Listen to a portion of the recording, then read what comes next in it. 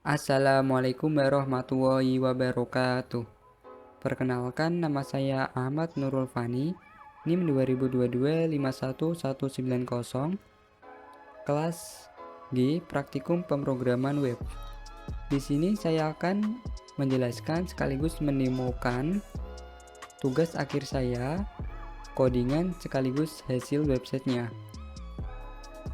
Nah, kita pertama-tama akan menjalankan website yang berhasil saya buat. Di sini adalah tampilan login, tampilan awal masuk, dimana di sini sediakan form login, kemudian di sini ada kalimat atau paragraf singkat. Oke, kemudian kita coba masuk, mengisikan username sekaligus passwordnya. Nah, kemudian kita bisa mengklik login. Otomatis jika berhasil akan langsung masuk ke bagian sini.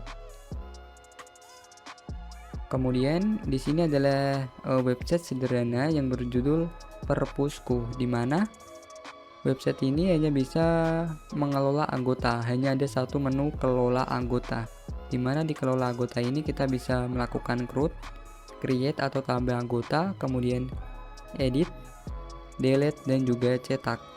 Oke, kita nanti akan coba satu-satu. Pertama kita coba tambahkan anggota. Di sini kita coba tambahkan.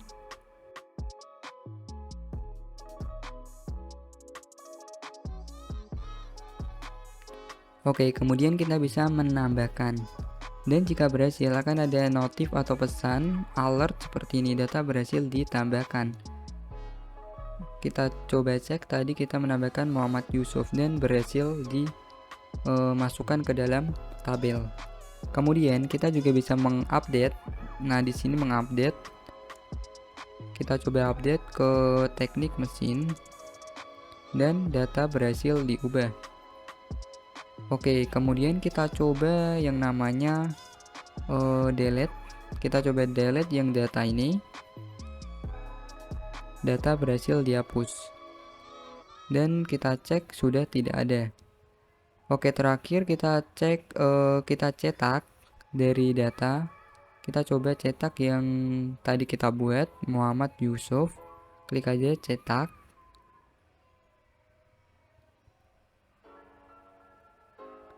Nah, di sini akan mencetak kartu Perpusku. Akan ada data nama, NIM, dan alamat sekaligus prodi yang kita inputkan. Seperti itu. Di sini kita tinggal bisa mendownload hasilnya ini. Oke, sudah seperti itu untuk website simple atau website sederhana yang saya buat. Hanya ada satu menu kelola anggota yang bisa menambahkan, mengupdate, mendelete, dan mencetak. Oke, kemudian kita bisa logout dari website ini. Seperti itu. Oke, selanjutnya kita akan membahas codingan yang ada untuk membangun website ini. Oke, berikut adalah struktur coding PHP yang sudah saya buat. Pertama-tama, untuk membangun website tadi, kita butuh yang namanya database. Nah, di sini kita tinggal buat untuk create database. Akan tetapi di sini opsional, untuk 3 file ini opsional. Kenapa? Karena untuk PHP sendiri bisa dibuat database dan tabelnya itu bisa dibuat di PHP MyAdmin. Di sini. Hasilnya bisa dibuat di sini langsung. Jadi pada bagian ini opsional. Akan tetapi saya akan jelaskan saja. Oke, pertama create database. Membuat database. Apa yang kita butuhkan? Pertama itu koneksi. MySQL LI connect, fungsi MySQL connect. Nah, kita menggunakan localhost dengan username root dan passwordnya kosong. Secara default seperti ini, root dan kosong. Nah, kita butuh connect atau koneksi. Kemudian kita cek koneksi ke database, ke localhost-nya ini berhasil apa tidak. Nah, kita cek echo. Di sini menggunakan fungsi MySQL LI connect no. untuk mengecek ke MySQL LI atau localhost kita ke database seperti itu. Nah, kemudian untuk pembuatan database kita perlu yang namanya SQL atau perintah create database. Untuk database yang saya buat yaitu dengan nama db_purpose-ku. Setelah itu kita tinggal jalankan perintah SQL ini dengan apa? Dengan fungsi MySQLi connects. Nah, kenapa penggunaan if dan else? Nah, di sini kondisi ini untuk mendapatkan pesan echo.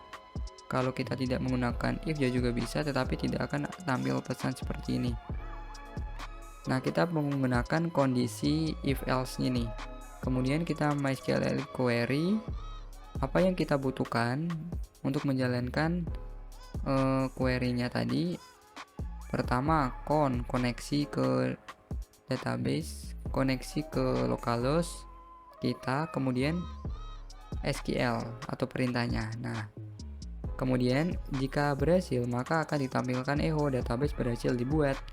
Jika gagal atau else akan tampil echo gagal membuat database. Dan di sini ada fungsi untuk menampilkan error dari koneksi yang sudah kita buat. Gagal membuat database karena apa? Karena ini nanti akan ditampilkan. Dan MySQLi close. Seperti itu untuk pembuatan database. Selanjutnya pembuatan tabel. Nah, di dalam website yang sudah saya buat terdapat dua tabel. Tabel user sebagai tabel yang menampung pengelola atau admin dari website. Kemudian ada tabel anggota yang menampung anggota perpustakaan. Nah, di sini kita langsung saya jelaskan. Kita jelaskan yang user dulu. Nah, di sini apa yang kita perlukan? Koneksi. Akan tetapi kalau kita menuliskan koneksi satu persatu akan sulit nantinya kalau kita ingin mengganti-ganti isinya. Jadi kita letakkan ke dalam file terpisah, yaitu di sini file koneksi.php, di mana saya sudah menginisialisasikan ke dalam variabel. Nah, ini saya sudah inisialisasi ke variabel untuk db_purpose-ku, db_name, variabel db_name, ada variabel host, password, and username. Kemudian apa? Koneksi atau kon. Nah, di sini seperti tadi kita tinggal masukkan variabel tadi ini. Jadi semisal kita ingin ada perubahan mengenai password, username atau yang lain, kita tinggal mengganti di sini, tidak mengganti di bagian sini. Lebih simple dan cepat. Karena di sini ada banyak file, jadi akan mempersulit jika kita menulis satu persatu di sini. Selanjutnya apa? Kita kembali ke tadi. Kita tinggal memasukkan file tadi ke dalam sini dengan apa? Dengan fungsi include. Nah, include ini akan memasukkan file koneksi tadi. Karena untuk file koneksi ini di luar folder buat tabel, maka kita bisa menggunakan dot ini atau titik-titik slash untuk kembali ke belakang ke belakang dari folder ini. Nah, kemudian pembuatan tabel seperti biasa, ada SQL-nya atau perintahnya ini. Create table user, ini nama tabelnya. Kemudian dengan apa? Dengan nama kolom username varchar 25 sebagai primary key, ada password varchar 25. Kemudian kita tinggal eksekusi menggunakan MySQLi query. Nah, kita masukkan saja koneksi sekaligus perintah SQL-nya. Dan jika berhasil dibuat, maka akan tampil echo seperti ini. Akan kesalahan seperti ini. Untuk pembuatan tabel anggota, penjelasannya sama seperti tabel user, jadi tidak perlu saya jelaskan. Mungkin yang beda mungkin perintah saja ini. Kalau di pembuatan tabel anggota, yang berbeda itu anggota sekaligus ini nama kolomnya. Oke, selanjutnya kita lanjut ke mana? Ke kelola anggota. Nah, kita sudah masuk ke pembuatan websitenya. Di sini untuk yang kelola anggota kita sudah masuk ke halaman sini. Nah, sudah masuk ke halaman ini. Ini yang namanya kelola anggota. Saya akan jelaskan halaman ini.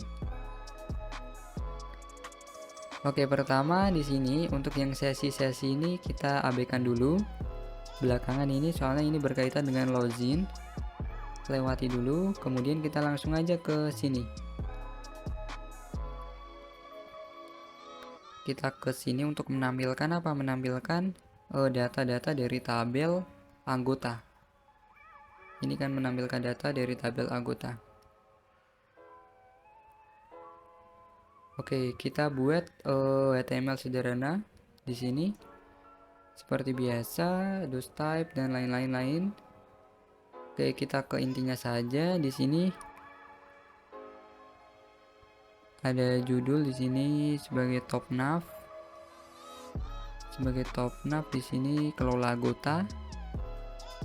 Kemudian ada sidebar, ini untuk menu-menunya. Untuk menu. Kemudian untuk main di sini, main sebagai tabel utama atau isi utama dari tampilannya. Oke, saya akan jelaskan di sini. Di main ini terdapat apa? Terdapat tabel anggota. Nah, di sini terdapat tabel anggota. Kemudian terdapat edit, delete, dan cetak. Oke, saya akan jelaskan bagaimana sih menampilkan datanya ini. Kita mengambil tabel, kemudian menampilkan di sini. Oke, kita butuhkan pertama yaitu koneksi ke database dan koneksi ke database. Kita includekan saja di sini karena tadi sudah buat filenya. Kemudian perintah SQL-nya. Karena kita ingin menampilkan semua dari tabel anggota, maka perintahnya itu select semua from anggota. Kemudian di sini kita akan eksekusi perintah ini dengan fungsi MySQL query, count, dan SQL. Seperti biasa, di sini saya masukkan ke variabel result. Oke, kita ke bawah karena di sini sudah dieksekusi, sudah kita masukkan ke variabel, nanti tinggal kita panggil. Nah, kita panggil di mana? Di sini. Kita cek terlebih dahulu. Nah, kita masukkan ke variabel lagi di sini. Kita cek. Di sini kita cek apakah ada baris di dalam result kita. Apakah terdapat baris, terdapat result kita, terdapat baris di dalam tabel kita. Jika ada, di sini ada pengkondisian jika 6 sama dengan 0, lebih dari 0. Maksudnya gimana? Maksudnya lebih dari 0 barisnya itu, maka tampilkan di bawah sini. Maksudnya lebih dari 0 itu ada datanya apa tidak di dalam tabelnya. Nah, seperti itu. Nah, akan tampil seperti ini. Jika pengkondisiannya kurang atau tidak atau lebih dari 0, maka di sini akan tampil belum ada anggota yang ditambahkan. Karena sudah ada tadi, di sini tinggal tampil ini. Kemudian dari result tadi, dari eksekusi query tadi, kita tinggal tampilkan. Karena datanya banyak, kita menggunakan while, dimana di while ini nanti kita masukkan data sama dengan, di sini ada fungsi MySQL fetch array, dimana di sini mengambil baris dari result atau dari result yang sudah kita buat tadi. Jadi akan diambil per baris nilai datanya. Misalnya di sini ada data NIM, nama, alamat, email, nomor HP prodi. Nah, gunanya while ini untuk melooping semua baris data yang ada di dalam si data ini. Nah, kemudian untuk memanggilnya gampang karena kita sudah memberikan nama data. Kemudian kita tinggal aja nama kolomnya apa. Tadi kita membuat nama kolom NIM, nama, alamat, email, nomor HP prodi, dan lain-lain. Ini saja. Kemudian Di sini juga saya ada nomor 1 di sini untuk menambahkan seperti biasa. Seperti itu, maka jika ini berhasil, maka akan tampil semua ini. Oke. Terus kita atau saya akan jelaskan untuk penambahan anggota di sini. Untuk tambah anggota di sini, maka akan diarahkan ke halaman tambah anggota.php. Dan di sini untuk update juga, tetapi untuk yang update ini kita butuh yang namanya data yang dikirim. Nah, di sini data yang dikirim apa? ID. Kita bisa mengirim data ini dengan memberikan tanda tanya ini di belakang file. Di sini ada file update anggota.php, tanda tanya ID, kemudian kirimkan aja di sini data name. Data name dari sini akan dikirim ke ID ini, ke file update anggota. Hal ini seperti juga untuk si delete dan si cetak kartu. Seperti itu. Oke, kemudian saya akan jelaskan untuk yang bagian tambah anggota. Tambah anggota ini kita coba buka. Nah, di sini saya akan jelaskan.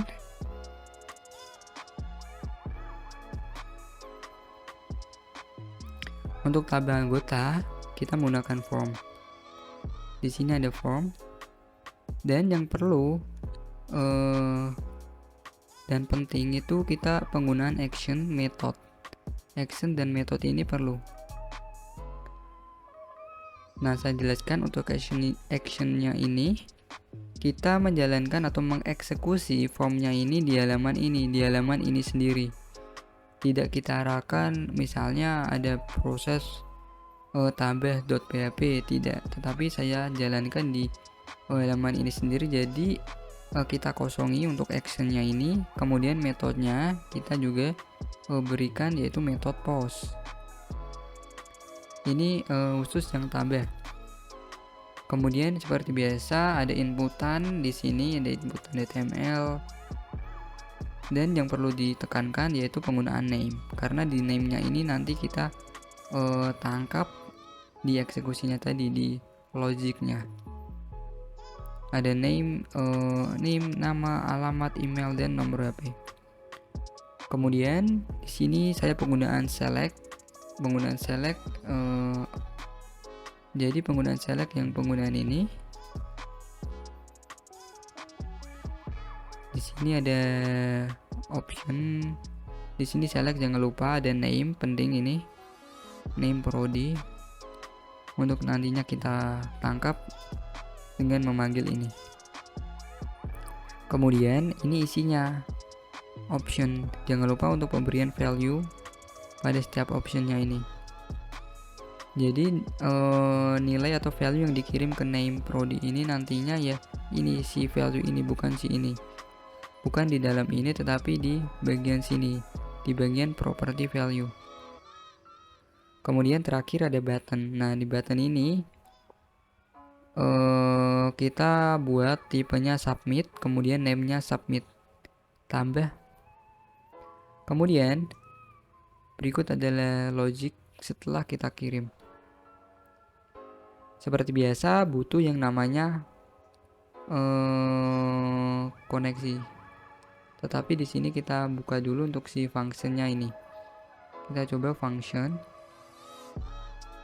Nah, di sini tidak saya kasih koneksi karena apa? Karena di sini saya sudah memberikan function. Apa sih itu function? Nah, function ini adalah yang mengelola tambah, update, dan delete. Dan sudah saya buat koneksi ke database tadi, sudah saya include-kan. Kemudian ditambah ini. Nah, untuk saya jelaskan, terdapat variabel count di dalam koneksi.php karena di sini di luar, maka untuk penggunaan di dalam function kita bisa menggunakan global. Jadi nanti bisa digunakan di bagian sini. Nah, di sini di tambah anggota saya ada kondisi if, dimana cek iset apakah ada $_post submit di sini. Kita cek tadi, ketika kita mengklik button tambah dengan name submit, nah ini yang dikenali nanti name submit. Jika kita sudah mengklik, maka di sini akan mengecek apakah ada $_post submit. Jika ada, di sini name-nya tadi, jika ada maka kita juga kondisi lagi di dalam ini kita panggil fungsi tambah $_post. Nah, kita di sini langsung aja ke fungsi tambah $_postnya ini. Nah, data tadi, data seperti ini, name nama, name alamat, name email, name nomor HP akan dikirim ke sini, ke function tambah. Nah, di bagian sini iset $_post submit tambah. Nah, di sini tambah, di dalam sini kita kirim yaitu $_post. Ketika kita mengklik button submit, maka data semuanya itu akan dikirim ke fungsi tambah sini. Nah, di dalam sini kita tangkapnya gimana? Karena di sini kita berikan nama data, maka kita tinggal panggil data name, data nama, data alamat, data nomor HP dan prodi. Nah, semuanya ini kita masukkan aja ke dalam variabel agar mempermudah kita saat membuatan query-nya nanti. Nah, di sini kita cek name, atau kita bisa buat di sini variabelnya itu result. Kenapa result? Karena untuk mengecek query-nya ini, untuk menjalankan query. Nah, di sini butuh yang namanya count, kemudian butuh apa? SQL. SQL-nya ini kita select semua from anggota where name sama dengan name. Nah, di sini gunanya apa? Saya menggunakan ini untuk mengecek apakah sudah ada name di dalam tabelnya. Jika ada, di sini akan tampil alert name sudah ada, data gagal ditambahkan. Karena untuk name kan sudah saya atur primary key, jadi jika double juga tidak bisa. Maka kita cek dulu di sini di dalam query, select semua from anggota where, apakah di mana name, select semua dari anggota di mana name sama dengan name. Apakah terdapat name sama dengan name di dalam tabel anggota? Jika terdapat, di sini kita cek. Jika ada, di sini cek MySQL numRows, ada fungsi untuk mengecek baris, angka baris, terdapat berapa angka gitu di dalam baris. Jika lebih dari 0 maka kan ada baris, maka akan tampil script JS, yaitu alert name sudah ada, data ditambahkan.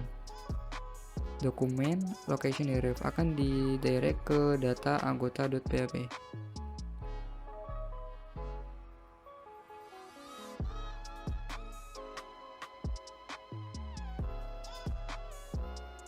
Di sini salah kayaknya.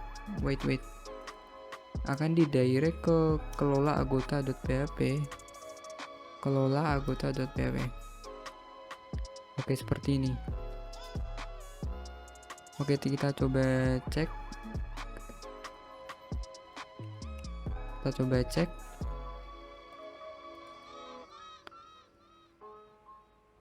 Nah, di sini akan tampil jika name sudah ada, data gagal ditambahkan. Karena di sini sudah ada datanya. Oke, tadi di sini ada kesalahan, baru ngeh. Kemudian, karena di sini sudah kita cek, jika belum ada name yang ada di tabelnya, maka kita tinggal eksekusi lagi. Karena tadi kita menambahkan, maka insert di sini fungsi query-nya di sini untuk mengeksekusi SQL yang sudah kita buat, yaitu insert, memasukkan ke dalam anggota dengan values name, nama, alamat, email, nomor HP, dan prodi. Kita tinggal panggil ini, name, nama, alamat, email, nomor HP, dan prodi, ke dalam SQL-nya ini, ke dalam values. Kemudian kita return, kembalikan MySQL affected row counts. kita kembalikan. Kemudian kita ke tambah anggota di sini. Jika data berhasil ditambahkan, maka akan tampil alert, yaitu data berhasil ditambahkan. Dan dokumen location deref akan didirect ke kelola anggota. Kemudian juga yang else, jika tidak atau gagal ditambahkan, maka akan juga dikelola anggota. Sama saja seperti itu untuk tambah anggota. Kemudian setelah menambah anggota, saya akan jelaskan untuk yang update. Di sini update, kita ke file update anggota, di mana di sini hampir sama dengan saat kita menambahkan anggota. Oke, kita cek di sini. Karena kalau update di sini untuk inputannya sudah terisi semua. Jadi apa yang kita perlukan? Nah, kita kan di sini ketika kita update bisa kita lihat kita akan menggunakan link. Nah, di pojok kiri bawah akan ada link di mana mengarah ke update anggota.php tanda tanya ID. Nah, kita kirimkan ID ini ke dalam file update anggota. Nah, kita kirimkan nanti ini. Kita kirim, dimana nanti akan dieksekusi di update anggota. Nah, setelah dikirim, ini kan di halaman update anggota. Nah, kita kirimkan name-nya ini. Kita sudah dikirim, kemudian kita tangkap. Di sini kita tangkap menggunakan ini ID. Menggunakan di sini $get variable global $get ID yang dengan nama ID, karena di sini kita berikan ID. Kalau bingung kita coba cek aja di kelola anggota. Nah, di sini ID. Kita harus menyesuaikan dengan ini yang kita tulis di sini. Oke, selanjutnya, tadi jangan lupa untuk includekan koneksi, karena sudah ada function. Nah, nanti juga kita menggunakan function, kita include function aja, karena koneksi sudah ada di dalam si functionnya ini. Oke, kita ada eksekusi lagi di sini. Di sini MySQL query, kita jalankan query-nya. Kemudian ambil baris dari eksekusi tadi menggunakan fungsi ini. Selanjutnya kita tampilkan dulu ke dalam inputan tadi. Caranya gimana? Karena di sini kan kita sudah mengambil data MySQL fetch array, karena di sini datanya kan satu, jadi tidak perlu menggunakan while. Beda dengan saat dikelola anggota, semua data akan ditampilkan, jadi kita menggunakan atau perlu penggunaan while. Nah, kita di sini tinggal aja inputan ini hasilnya sama di sini sama saat kita menambahkan anggota formnya. Kan tapi di sini tinggal kita berikan di sini untuk memberi inputan, menampilkan inputannya. Di sini kita menaruh ke dalam value. Kita echokan data name. Di sini kan variabel data, di mana nama kolomnya yaitu name. Nah, di sini tinggal tulis name. Kemudian data nama, alamat, email, nomor HP, prodi, dan lain sebagainya. Seperti itu, jangan lupa actionnya ini kosong dengan metode post. Selanjutnya di sini berbeda. Apa itu yang berbeda? Select. Karena di sini kita harus menggunakan yang namanya perkondisian. Di sini saya menggunakan kondisi ini pada bagian value, di mana jika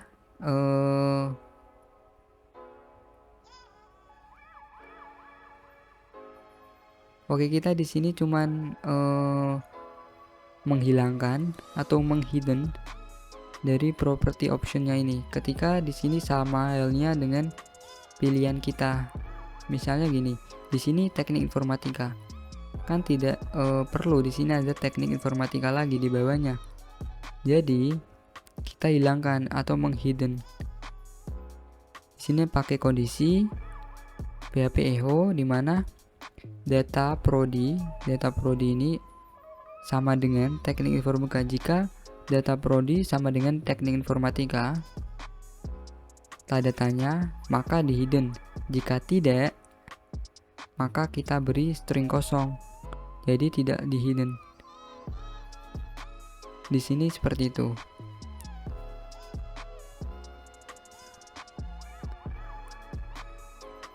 Kita buat ke opsi yang lain.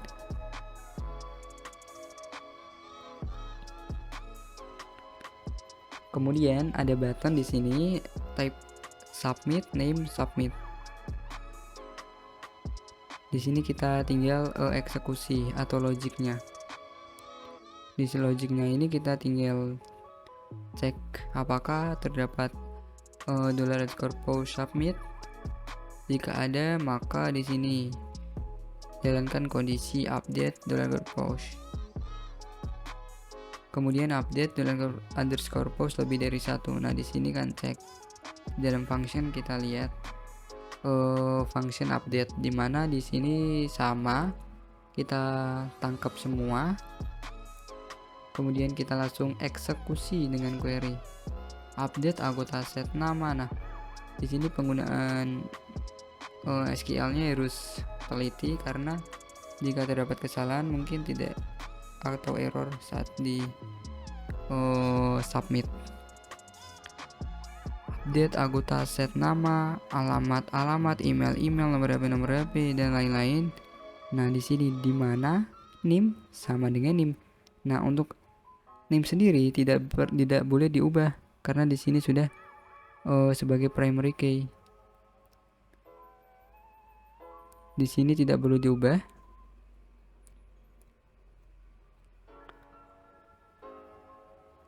Kemudian di return MySQLi affected rows. Seperti itu. Kemudian di sini jika lebih dari 0 atau berhasil ketika mengupdate, maka tinggal tampilkan data berhasil diubah. Jika gagal, data gagal diubah, seperti itu. Oke, kemudian kita ke delete. Di sini sama penggunaan properti A dikelola anggota.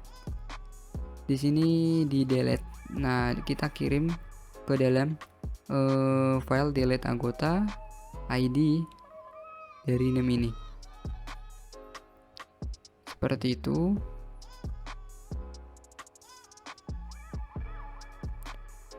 Kita coba cek ke file delete anggotanya dan sangat singkat.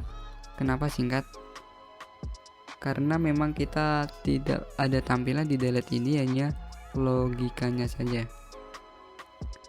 Nah, saat kita kirim menggunakan URL tadi, ID, kita tangkap menggunakan $_get ID-nya, kemudian kita buat kondisi if delete ID lebih dari 0. Nah, kita cek si function, kita lihat function delete ini kita tangkap, kemudian kita beri ID, variabel ID, kemudian kita langsung eksekusi menggunakan MySQL query.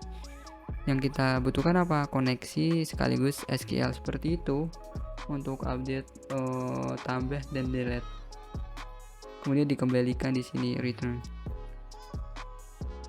Returnnya ini kan kita mengambil apakah ada baris. Return MySQL affected rows. Rows ini baris. Kemudian di dalam delete akan dicek jika terdapat baris. Artinya apa? Artinya lebih dari 0 jika terdapat baris. Maka tampilkan data berhasil dihapus. Jika tidak ada baris yang diubah, maka tampilkan data gagal diubah. Atau di sini kan kurang dari 0 atau sama dengan 0. Seperti itu untuk penggunaan delete. Nah, terakhir yaitu cetak. Cetak yang ini yang jarang sekali atau mungkin belum diajarkan waktu praktikum kemarin. Di sini ada yang namanya library, yaitu library tcpdf. Saya menggunakan library tcpdf, di mana di sini nanti kita tinggal memanggil memanggil yang ada di dalam TCPDF ini. Oke, kita coba ke kelola anggota dulu, kita cek linknya. Seperti yang update dan delete, kita kirim ID yaitu data name. Kita kirimkan ID data name dengan target blank. Nah, maksudnya target blank kan kita klik ini otomatis ganti jendela seperti itu. Kita ke kelola anggota, kemudian cetak kartu. Nah, di sini saya buat yang namanya file cetak kartu. Di cetak kartu ini, nah kita membuat si PDF-nya tadi. Kita abaikan dulu login, kemudian kita langsung aja kita include-kan untuk file TCPDF-nya ini. Kita langsung include ke dalam file tcpdf.php di sini. Kemudian jangan lupa untuk koneksi kita perlukan. Kemudian cek apakah ada $_get ID. Jika ada, maka di sini kita jalankan ID, kita masukkan ke variabel ID. Kemudian buat SQL-nya. Select semua from anggota, where name ID. Nah, kita cek. Select. Pilih semua dari anggota di mana name sama dengan ID.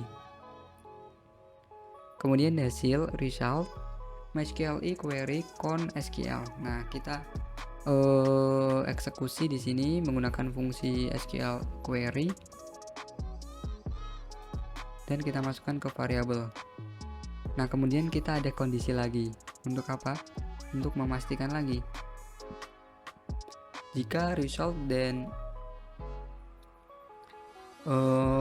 MySQL 6 rows, di sini ada function untuk mengecek baris result ini lebih dari 0, maka kita jalankan aja ini. Kita jalankan karena jika lebih dari 0 kita jalankan. Kemudian di sini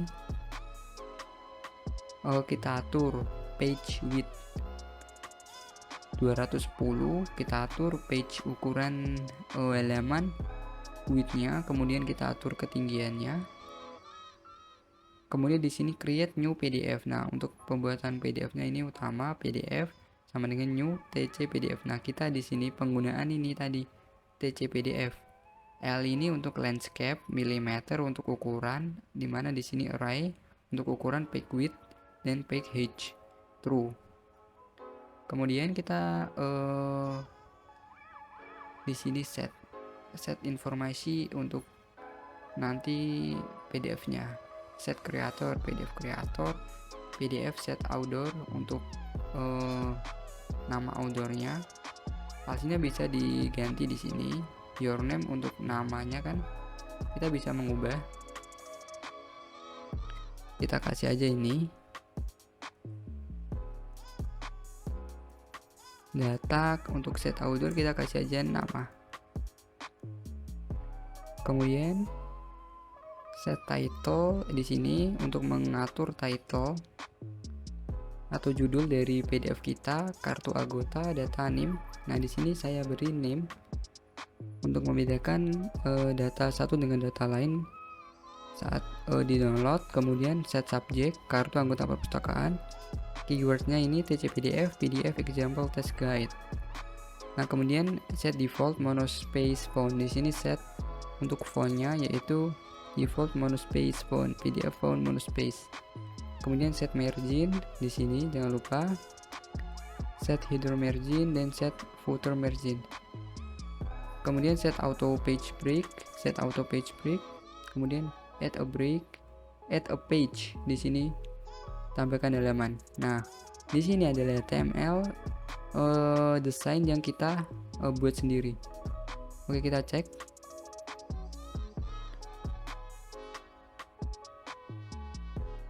Nah, di sini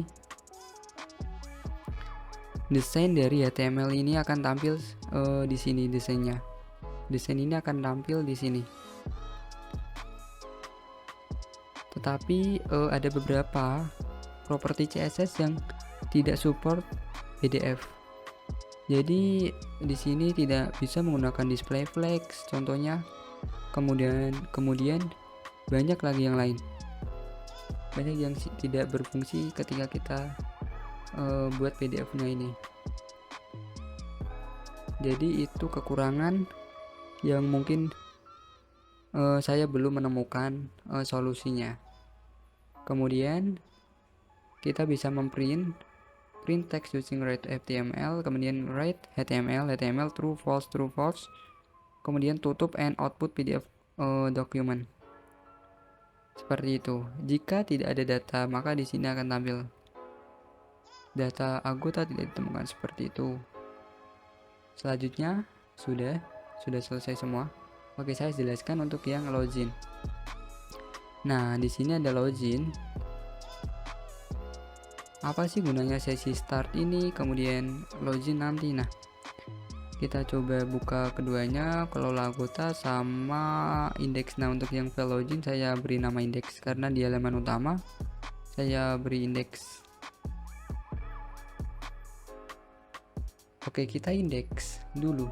Nah, kita masuk ke bagian login utamanya ini, kita menggunakan form, actionnya di halaman ini atau kosong, method post, kemudian username, password, dan button submit. Nah, di sini name-nya login. Nah, kita cek untuk logiknya ini seperti ini. Jika sudah ada $post login, maka kita ambil username, post username, masukkan ke variabel username, post password kita masukkan ke variabel password. Hasilnya di sini bisa apapun, tapi kita lebih baik samakan dengan ini biar tidak bingung. Kemudian kita eksekusi dengan MySQL query. Kita eksekusi langsung,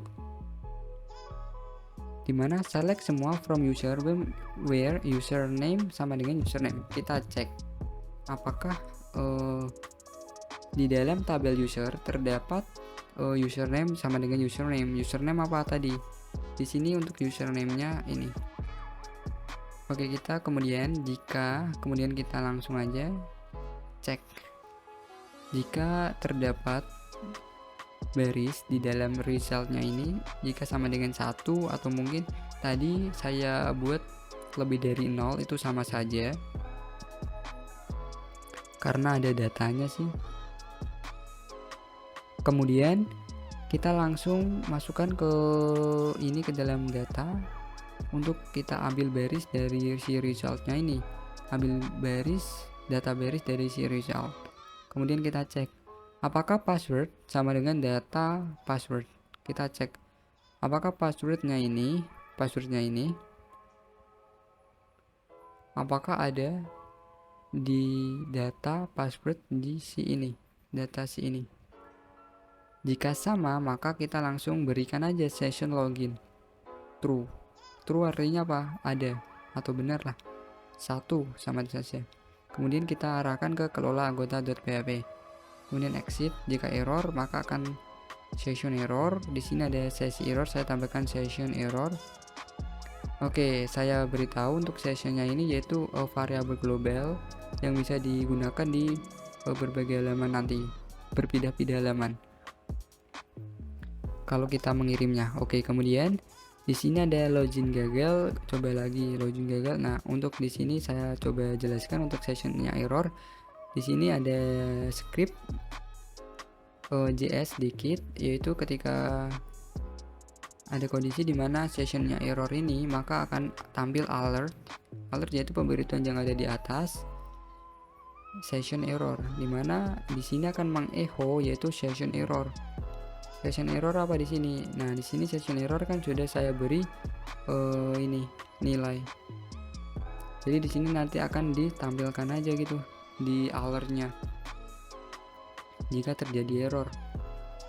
Oke, kemudian di sini kan untuk yang berhasil atau session loginnya true atau 1 itu kita penggunaan session start, yaitu penggunaan session start ini berguna saat kita menggunakan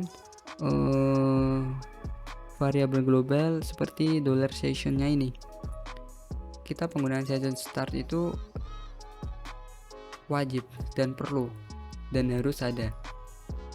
Kita cek di sini ya, seharusnya jika sudah ada session login and session login,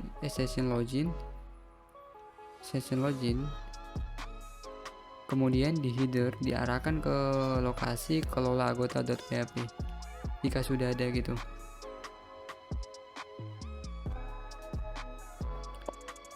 Oke, di sini kemudian kita tinggal copy dan kita arahkan ke halaman lain.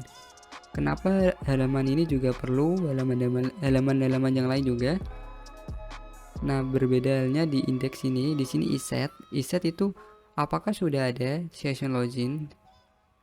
Jika ada akan dikirim ke kelola anggota, akan diarahkan atau didirect ke kelola anggota.php. Nah, untuk kelola anggota di sini dolar iset. Jika belum ada, di sini belum ada session login.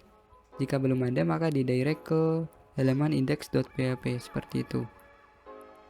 Jadi kita tidak akan bisa masuk ke halaman kelola anggota ini jika belum memiliki yang namanya session login. Session login kita dapat dari mana? Dari login, seperti itu. Logikanya seperti itu. Jadi kita coba jalankan untuk websitenya ini. Kita coba logout. Nah, kita di sini coba kita ke indeks. Kita sudah masuk ke kelola, tetapi kita mau masuk ke indeks. Kita coba masuk. Tidak bisa. Kenapa tidak bisa? Karena di sini ada logiknya tadi. Di ini jika sudah ada session login, maka diarahkan atau direct aja langsung ke kelola anggota. Jadi walaupun kita ke indeks, jadi sudah tidak bisa, kecuali kita harus melogout. Nah, seperti itu. Hal ini juga berlaku ketika kita di sini kan belum ada yang namanya session login. Maka kita kalau mau masuk ke halaman lain secara paksa melalui URL, misalnya di sini tadi ada kelola anggota kan, kita coba masuk paksa di sini melalui URL, tidak bisa. Kita coba yang lain, ada tambah anggota, juga tidak bisa. Karena apa? Karena belum ada yang namanya session login. Session login kita dapat melalui login ini. Seperti itu. Oke, untuk yang logout belum saya jelaskan. Untuk yang logoutnya ini kita coba cek. Logout. Untuk yang logout itu di bagian di bagian sini, sidebar. Nah, di sini saya kasih href-nya itu langsung logout.php. Di sini tanpa ID. Kenapa? Karena di sini tidak perlu ada parameter yang harus dikirim. Dan di sini ada miliknya JS on click, yaitu alert sih, hampir sama dengan alert, dimana di sini akan ada konfirmasi apakah ada yakin ingin keluar, seperti tadi.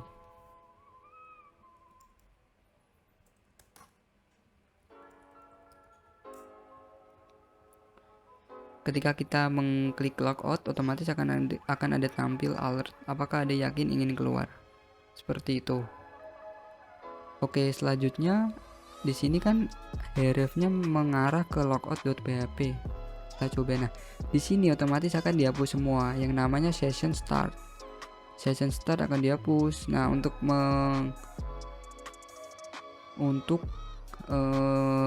benar-benar secara dihapus, kita juga bisa memberikan session dengan array kosong, kemudian session unset, session destroy. Hasilnya sama di sini.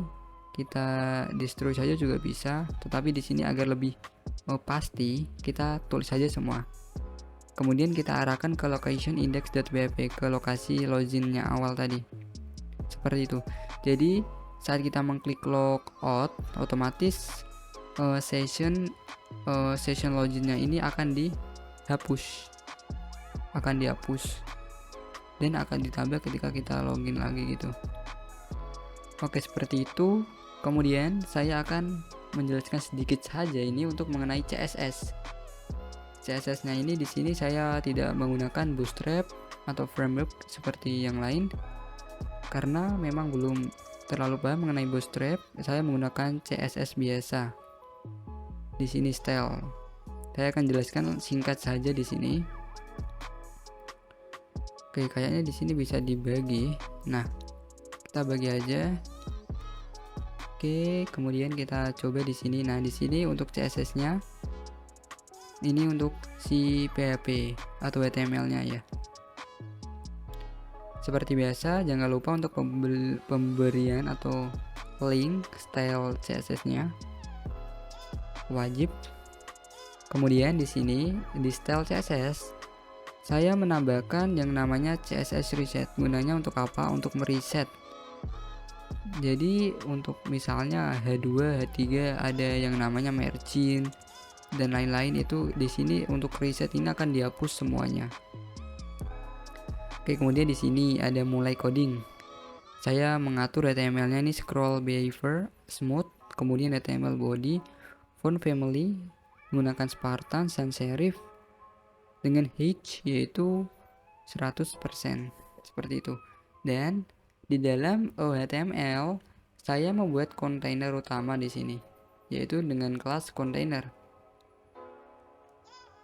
Kelas container ini berisi lagi yaitu judul, top nav, sidebar, dan main. Nah, coba saya buka webnya agar lebih mudah dipahami. Nah, di sini kontainernya itu semuanya ini kontainer. Dan di dalam kontainer saya pecah-pecah. Pertama di sini ada top judul, top nav, sidebar, main, dan di sini ada footer. Seperti itu. Ada main, kemudian ada yang terakhir yaitu footer. Dan untuk kontainernya ini kita coba lihat di CSS. Perlu ditekankan di sini saya menggunakan display grid. Kenapa menggunakan ini? Karena lebih memudahkan untuk mengatur tata letak. Apalagi saat nanti mau responsif gitu. Kita tinggal mengubah ininya ini. Seperti itu. Nah, di sini saya atur right left-nya 0 agar kanan kirinya ini full. Jadi saya ambil right 0 dan left-nya juga 0.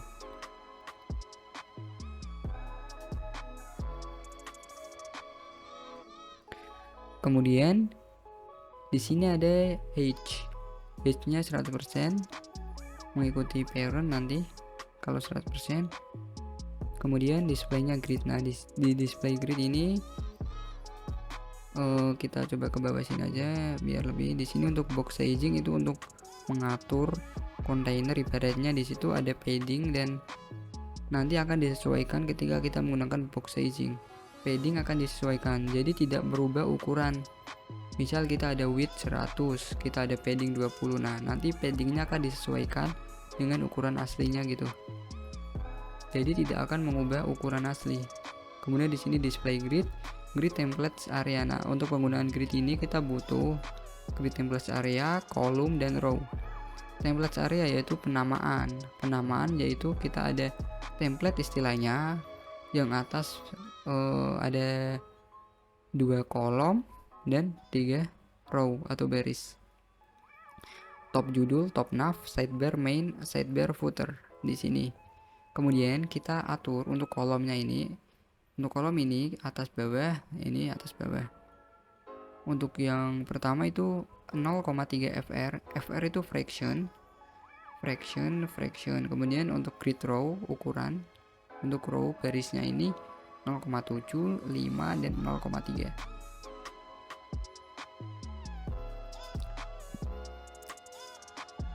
Jadi otomatis di sini nanti kita tinggal memberikan areanya di kelas-kelas yang ingin kita masukkan. Seperti itu. Di sini lanjut ke top judul. Otomatis di sini kita ingin menempatkan ke top judul kelas ini ke dalam top judul sini, maka kita tinggal memberikan properti ini, grid area, top judul. Kemudian untuk yang lain juga top nav, kita berikan top nav. Kemudian sidebar, memberikan sidebar. Jadi akan sesuai tata letaknya seperti ini dan ukuran seperti ini. Seperti itu. Itu sih yang penting. Yang lain ini CSS properti biasa, justify. Di sini juga saya menggunakan display flex karena lebih mudah untuk mengatur tata letak seperti center dari objek yang ada di dalam kontainernya. Nah, di sini ada pemberian background color. Ini background color blue, seperti itu. Ada Z index untuk mengatur tingkatan gitu, tingkatan layer. Misalnya di sini ada Z index 21, maka otomatis akan di atas. Jika ada Z index lain di kelas lain ya, misal 22, nanti akan di atasnya top judul ini, seperti itu. Nah, di sini display flag, justify content, center justify untuk mengatur kanan kiri, kemudian align item atas bawah. Di sini kan objeknya top judul, maka justify untuk mengatur kanan kiri agar di tengah. Karena tadi kita beri nilai center, untuk yang atas align item juga jadi center. Kemudian ke top judul A ini, karena tadi di sini saya buat A perpustakaan, agar saat kita klik maka akan ke halaman ini lagi. Misal ke sini, kemudian kita klik ini akan kembali. Seperti itu. Seperti itu di sini sama aja. Kalau saya jelaskan panjang lebar ini sampai berapa baris. Oke, saya coba jelaskan yang mungkin belum saya jelaskan di sini. Di sini saya kebanyakan pakai kelas, tidak pakai ID pun. Di sini titik kan penanda kelas, titik atau dot, sidebar, dot menu. Nah, di sini ada pseudo class, ada hover. Nah, di bawah juga ada NT child. Nah, di sini untuk yang main table ya, di sini saya akan jelaskan. Di sini table, di bagian table, kemudian ke TH. Nah, di sini saya atur NTH child untuk apa? 1 border top left radius untuk mengatur ini kelengkungan. NTH child ini akan mengambil child anak yang nomor 1 pertama ini. Kan ini ada 1, 2, 3, 4, 5 dan seterusnya sampai terakhir ini. Jadi saya tulis 1 agar mengambil di 1 ini, di NTH child nomor 1. Kemudian di sini kan ada di awal dan di akhir. Otomatis untuk yang di akhir kita bisa menggunakan pseudo class, yaitu NTLS child 1. Yaitu perbedaan adanya yaitu last untuk yang akhir gitu. Kemudian di sini untuk yang bawah yang agak beda, di sini kan sudah juga lengkung, yaitu penggunaan TR kita ambil ke paling bawah. TR ini baris, kita mengambil dari bawah, otomatis kita pakai NTLS child 1, kemudian kita pakai TD NTH child 1. Jadi gabungan pseudo kelasnya di sini. Untuk TR kita last, untuk TD nya kita child pertama. Seperti itu. Dengan border radius disesuaikan bawah kiri dan bawah kirinya itu disesuaikan.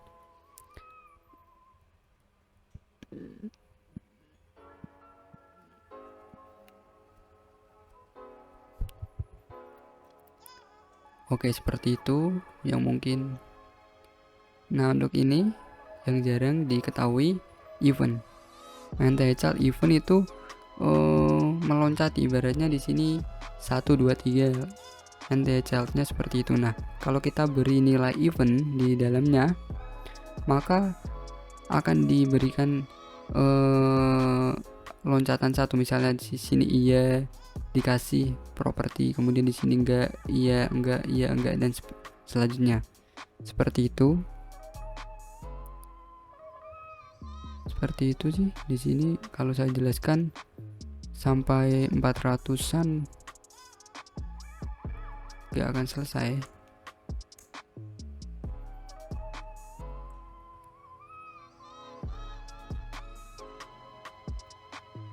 Nah, mungkin ini akan saya jelaskan. Fokus visible pada main login, pseudo class juga di index.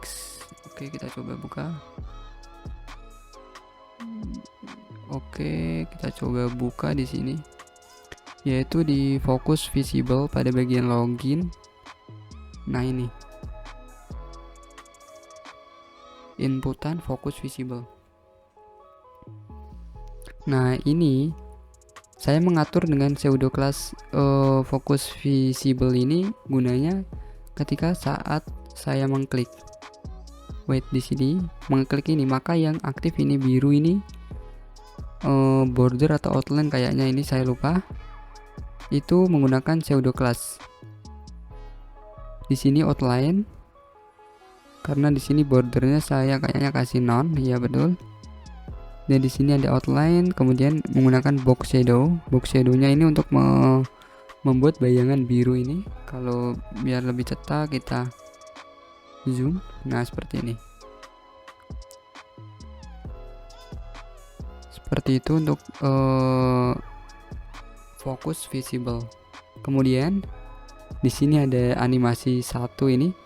Saya buatnya itu di bagian ini, intro. Kemudian di intro ini pakai yang namanya before. Di before ini saya ada konten kosong, dimana konten kosongnya ini ada posisi absolute. Kalau kita pakai absolute, harus di parent itu pakai yang namanya relatif, karena untuk absolute itu akan relatif terhadap parent, seperti itu. Jika tidak kita beri relatif di sini, maka di sini akan relatif ke parent utama, yaitu parent body atau container parent body atau layar kayaknya. Kalau position fix itu ya mungkin ke layar, memang layar. Nah, di sini ada absolute, kemudian kita atur width 20, height 2 pixel. Nah, di sini kan otomatis di sini untuk menganimasikan saya ada keyframes miliknya CSS ini tanpa JS sama sekali. Waktu 0%. Di sini left-nya 20 pixel, 100 pixel. Nah, di sini kan sama. Width-nya left-nya 20 pixel. Width-nya saya atur 100 di sini saat 0. Kemudian 100%-nya left-nya 350. Dan background color-nya ini. Maka di sini di before ini di animasi di kontennya kita tinggal menganimasikan ini. Coba kita komen aja dulu. Gak akan jalan. Ketika di sini akan jalan. Nah, seperti itu. Di sini kita tinggal animasi kota. Ingin waktu berapa? 4 second.